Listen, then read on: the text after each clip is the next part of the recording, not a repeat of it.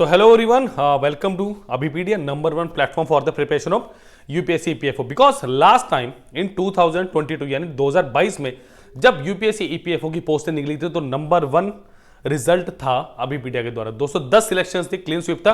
तो इस बार भी हम तैयार हैं। क्या आप तैयार हैं? चलिए, तो good news is that notification is out. अब कौन सी नोटिफिकेशन है, लेट अस डिस्कस। देखिए, अब नोटिफिकेशन आउट है मेरे पास, रिक्रूटमेंट।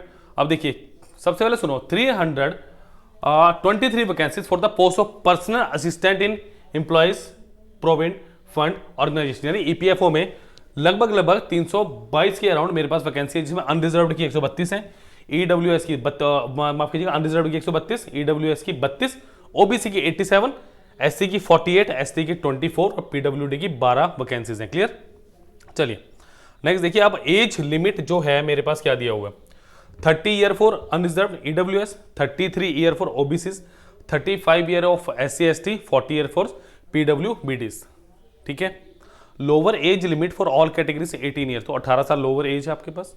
चलिए, let us know about essential qualification की व्हाट आर द क्वालिफिकेशन, कौन से ऐसे क्वालिफिकेशन है जो इंपॉर्टेंट है इस एग्जाम को भरने के लिए। ठीक है। सबसे पहले बैचलर डिग्री चाहिए मुझे, मतलब आप ग्रेजुएट होने चाहिए। Dictation for a period of 10 minutes with the speed of 120 words पर मिनट इन स्टेनोग्राफी, इंग्लिश और हिंदी। तो इंग्लिश हिंदी की स्टेनोग्राफी की आपको आनी चाहिए। ठीक है। और क्या है, transcription time for dictation taken as per 50 minutes English और 65 मिनट हिंदी के लिए। ठीक है। Only on computer. Done. Duties taking dictation and typing from officer concern, handling telephone calls of members and field officer, ये सारी हमारे को ड्यूटीज दी गई हैं। अब सुनो जरा, अदर डिटेल्स मेरे पास क्या है। द पोस्ट इज परमानेंट, ये परमानेंट पोस्ट है आपके पास। ग्रुप डी की नॉन गस्टेड पोस्ट है, ग्रुप बी की पोस्ट है मेरे पास। ये क्लियर?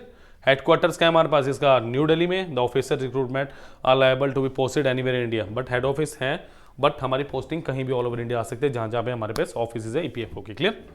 और यहाँ पे प्रोविजन पीरियड मिलेगा मुझे 2 साल का। ठीक है। चलिए नेक्स्ट देखिए, अब सुनो जरा, फॉर्म कब से शुरू है और कैसे इसको भरना है। Online application are invited for the direct recruitment by selection through website www.upsconline.nic.in। याद रखिए, सिर्फ और सिर्फ upsconline.nic.in पे ही ये फॉर्म भरा जाएगा, और कहीं पे इसका लिंक नहीं मिलेगा आपको। ठीक है। तो 7 मार्च यानी फॉर्म ये भरना जा चुका है शुरू। अब क्लियर? क्लोजिंग डेट कितने मेरे पास, शाम के 6 बजे 27 मार्च। ठीक है। देखो, edit correct facility for the final submission application ये दी गई है। देखो, पूरे 6 से 7 दिन, 28 मार्च से 3 अप्रैल तक। अगर कोई फॉर्म भरने में गलती हो गई तो आप इसको विद इन दिस टाइम 28 मार्च से 3 अप्रैल इसको ठीक कर सकते हैं, और 7 डेज। ठीक है। चलिए नेक्स्ट देखिए जरा, अब scheme syllabus and weighting of recruitment test. देखो, सबसे पहले बस स्कीम क्या है, टेस्ट विल बी 2 आवर्स, तो ये मेरे पास 2 घंटे का एग्जाम रहने वाला है। ठीक है students. All question carry equal marks, तो सारे के सारे क्वेश्चन इक्वल मार्क्स से रहने वाले। The test will be objective type, तो ऑब्जेक्टिव टाइप एमसीक्यू टाइप ये हमारे पास रहने वाला है। The medium of question paper is in English and Hindi except for those question in English language, मतलब इंग्लिश हिंदी बाइलिंगुअल आपके पास रहने वाला है। क्लियर? बट जो इंग्लिश वाले क्वेश्चन है वो इंग्लिश में ही रहेंगे, उसको हिंदी में चेंज करेंगे। ठीक है। There will be plenty of wrong answer. Each wrong answer will carry deduction of 1/3 of marks assigned to the question. कहने का मतलब है yes, there is a negative marking. तो थोड़ा सा ध्यान से हमने सारे के सारे क्वेश्चंस को करना है। ठीक है। चलिए, let us discuss the syllabus. Syllabus देखिए क्या है मेरे पास, बिल्कुल सिंपल सा सिलेबस है। क्या है, इंग्लिश लैंग्वेज है, जनरल अवेयरनेस है, क्वांटिटी एप्टीट्यूड है, रीजनिंग एंड कंप्यूटर एप्टीट्यूड है मेरे पास। ठीक है। चलिए, 300 मार्क्स है मेरे पास, will be accounting 300 marks का बेस मतलब marks scored in the recruitment test. RT candidate will be shortlisted category wise to appear in the skill test for the post they have applied for. कहने का मतलब क्या है कि 300 marks का paper है, जिस कैटेगरी के हिसाब से जितनी कट ऑफ आएगी उसके हिसाब से आपको अगले चरण में यानी नेक्स्ट जो स्किल टेस्ट है उसके लिए आपको बुलाया जाएगा। Skill test is mandatory but qualifying in nature, mandatory है, पास करना पड़ेगा, बट क्वालिफाइंग इन नेचर है। ठीक है। The candidate who qualify for the skill test will be considered for the final selection on the basis of merit in the recruitment test. recruitment test में जो merit बनेगी qualify करना पड़ेगा, उसके बाद final selection होगी। ठीक है। चलिए चलिए देखो, ये मेरे पास क्या है, रिक्रूटमेंट टेस्ट के लिए ये मेरे पास क्या है, सेंटर्स हैं, अगरतला, अहमदाबाद, ये सारे के सारे कितने सेंटर्स हैं total? We have 80 centres. Clear है? चलो, date, the date of the recruitment test देखिए 7/7/2024, यानी 7 जुलाई को हमारा exam. Clear?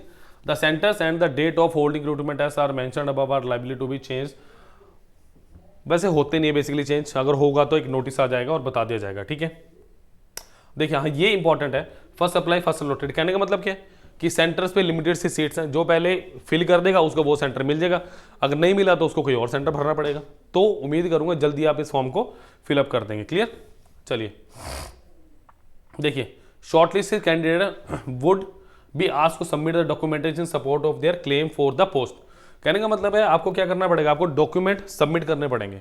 You have to submit the documents. The document देखे जाएंगे, the candidate are directed to undertake recruitment. चलिए, candidate must write the papers in their own hand. ठीक है, जो जिनको डिसेबिलिटीज हैं उनको तो मे बी दिया जा सकता है, बट बेसिकली खुद ही लिखना पड़ेगा इसको। ठीक है, चलिए नेक्स्ट देखिए क्या है इसमें। Citizenship are citizen of India, Nepal, Bhutan, Tibet refugee who came over to India 1 January 1962। ठीक है जी, इनको सबको फॉर्म भरने का दिया जा रहा है मौका। एज लिमिट की हम बात कर चुके हैं। क्लियर? मिनिमम एसेंशियल क्वालिफिकेशन भी हम बता चुके हैं, मिनिमम ग्रेजुएशन है हमारे पास। ठीक है, चलिए एप्लीकेशन फीस की बात कर लें। देखिए, application except female, SC ST, अच्छा personal which benchmark disabilities candidate who are exempted, मतलब इनको फीस नहीं भरनी है। अदरवाइज कितने, सिर्फ और सिर्फ 25 रुपये फीस है। ठीक है, आप कैसे पे कर सकते हैं? हम भर सकते हैं SBI के कैश से भर सकते हैं, नेट बैंकिंग से भर सकते हैं इसको, वीज़ा, माइस्ट्रो, रुपए, क्रेडिट कार्ड, डेबिट कार्ड, हम ऑनलाइन पेमेंट से इसको भर सकते हैं। क्लियर? चलिए नेक्स्ट देखिए। अगर कैश से करना है तो प्रिंट फॉर्म में हमें देना पड़ेगा स्लिप। ठीक है, वो जाएगी आगे। चलिए, एज देखिए, upper age limit in case of ex serviceman as commission officer including ECO SSO shall be 5 years. ठीक है, in order to qualify the. चलिए नेक्स्ट देखो जरा, age relaxation for central government employees, यहाँ पे 10 साल दिया गया है।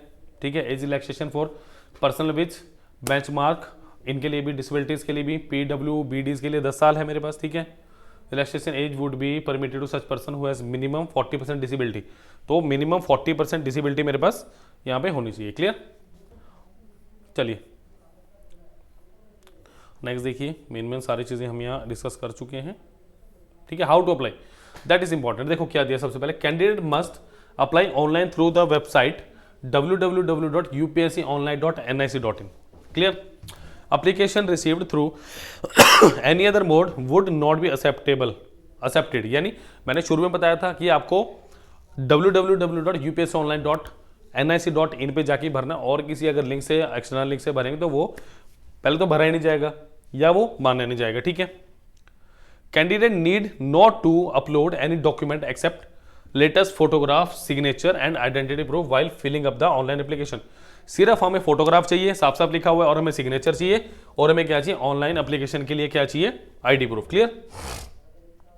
हमें देखो एक बात और ध्यान रखिएगा, जब आप कोई फोन नंबर या ईमेल ID डाले ना, वो ऐसा होना चाहिए जो वर्किंग में हो। देखो क्या लिखा हुआ है, candidate are advise to fill their correct and advice email active email address in the online application as all corresponding will be made by the commission throughout email only.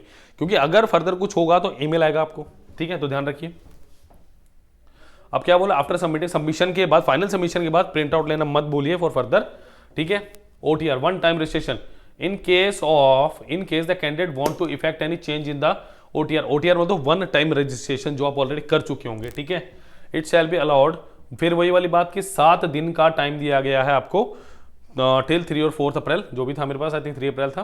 ठीक है, ये वही देखो 28 से 3 अप्रैल तक मेरे को टाइम दिया जा रहा है। ठीक है, वही चीजें जो हम कर चुके हैं।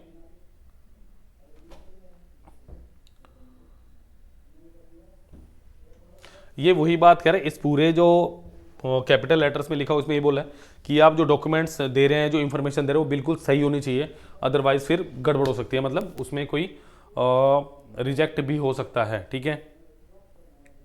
अब देखो, the candidate who claims change in name after matriculation on marriage और रीमैरिज और डिवोर्स एक्सेट्रा, कोई भी रीजन हो सकता है XYZ, the following document shall be submitted in case of marriage of women, photocopy of husband's passport showing name of spouse और an attested copy of marriage certificate, ये आपको चाहिए अगर मैरिज के बाद आपने नेम में कोई चेंज किया है। नेक्स्ट क्या बोले, इन case of remarriage of women, अगर ऐसा है तब भी आपको एक क्या चाहिए होगा, present husband's passport showing name of spouse attested copy of marriage certificate, इसमें भी। In case of divorce women, certificate copy of divorce and deed poll affidavit duly sworn before the oath commissioner, चलिए ये भी चाहिए होगा। In other circumstances deed poll affidavit, वही affidavit आपको देना पड़ेगा, ठीक है।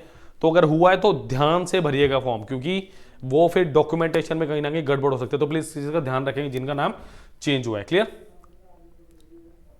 चलिए ये हम ऑलरेडी डिस्कस कर चुके। Action again candidate found guilty, कुछ ये बस आप, ठीक है। अदर इंफॉर्मेशन इंस्ट्रक्शंस हैं हमारे पास। चलिए, मोबाइल फ़ोन बैंड है, ये तो ऑब्वियसली पता ही है हमें कि मोबाइल फ़ोन लेके नहीं जाने हैं। क्लियर,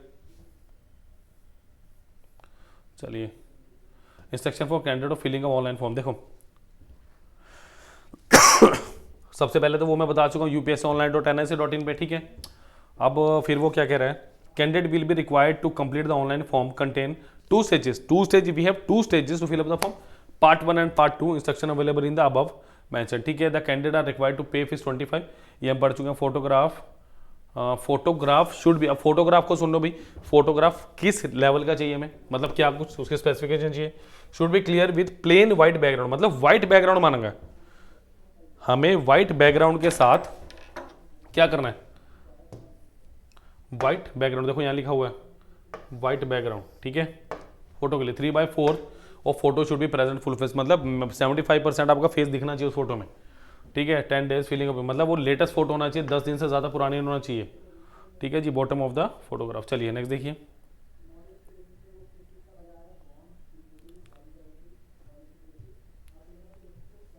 चलिए the candidate should have detail of photo ID, Aadhaar card, voter I card, ठीक है। द ऑनलाइन एप्लीकेशन वही 27 मार्च शाम 6 बजे तक है, ठीक है। चलिए आई थिंक यही इंफॉर्मेशन है मेरे पास जो बेसिक दी गई है सारी की सारी। क्लियर, चलिए एक बार फिर से मैं थोड़ा सा देख लूँ इसको, मेरे ख्याल यहाँ से देखो एक इंपॉर्टेंट जो चीज़ें एक बार रिवाइज कर लें। चलिए देखिए जरा, लास्ट डेट है मेरे पास कितनी, 27 मार्च। क्लियर, एलिजिबिलिटी देख लेना, ठीक है। हाउ टू अप्लाई मैं बता चुका हूँ, UPSC-online.NIC.in पे जाके करना है। वन टाइम रजिस्ट्रेशन को अगर फिलिंग फॉर्म में कोई दिक्कत है तो 7 दिन मिलेंगे आपको, ठीक है। ये वाली बात है, 3 अप्रैल तक। Clear, so please please please इस फॉर्म को जल्दी जल्दी भर दीजिए, लास्ट डेट का वेट मत करना। और प्लीज़ ध्यान रखें, नंबर 1 प्लेटफॉर्म है विकिपीडिया UPSC EPFO की प्रिपरेशन के लिए, क्योंकि 2022 में भी 210 सिलेक्शंस थी और क्लीन स्वीप था हमारे स्टूडेंट्स के द्वारा। और एक और, अगर आपको कोई फर्दर इन्फॉर्मेशन चाहिए, इस वीडियो के लिंक में, इस नोटिफिकेशन लिंक में एक व्हाट्सएप ग्रुप का लिंक मिलेगा, तो प्लीज़ उसे ज्वाइन कीजिए। फर्दर आपको वहीं पे सारी सारी सेक्शन कुछ और इन्फॉर्मेशन आएगी तो वहीं पे मिलेगी इस जॉब से रिलेटेड। क्लियर, तो प्लीज़ लाइक शेयर सब्सक्राइब करना मत भूलिए। Thank you.